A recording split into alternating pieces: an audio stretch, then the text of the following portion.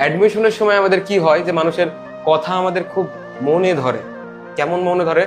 যে ভাইয়া তো খুব সুন্দর করে পড়াচ্ছে কিংবা খুব গাইডলাইন দিচ্ছে। এখন গাইডলাইন তুমি নিচ্ছ, বাট গাইডলাইন নিয়ে আমি তোমাকে বললাম তুমি আজকে 10 ঘন্টা পড়বা, তোমার এই কান দিয়ে শুনলা, মাথার মধ্যে থাকলো, বাট তোমার কাছে ফোন আসলো, কি করছো তুমি, আমার সাথে একটু কথা বলো, আমার ভালো লাগতেছে না, খারাপ লাগতেছে।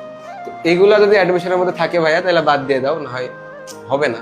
কারণ মাইন্ড ডাইভার্ট করা যাবে না। তুমি আজকে যতটুকু পড়ছো সেই পড়ার আগ্রহটা যদি হারাই ফেলে দাও, তাহলে তুমি অ্যাডমিশনের দেওয়ার দরকার নাই। তো অ্যাডমিশনে তোমাদের কি বলতেছি যে চান্স পাইতে হইলে তোমাকে একটু জঘন্য, একটু না জঘন্য রকমের বর্ণচোরা হওয়া লাগবে। বর্ণচোরা মানে কি? আপনার রং লুকায় যে। বর্ণচোরা মানে কি বললাম? আপনার রং লুকায় যে। এখন তুমি তোমার পরবর্তী পদক্ষেপ যদি কাউকে জানাই দাও, এখন আমি আজকে ধরো সমাজ পড়াইলাম, কথার কথা সমাজ তুমি মোটামুটি বুঝতে পারছো, যাই তুমি আরেকজনকে ঢোল পিটাচ্ছ, আরে আজকে সমাজ শেষ করে ফেলে দিচ্ছি, বুঝছো? তাইলে তো সে সতর্ক হয়ে গেল। তুমি কতটুকু পড়লা আর সে কতটুকু আগে গেল, তোমার মধ্যে কোনো পার্থক্য থাকলো না। তোমাকে নিজেকে সমৃদ্ধ করতে হবে স্টেপ বাই স্টেপ।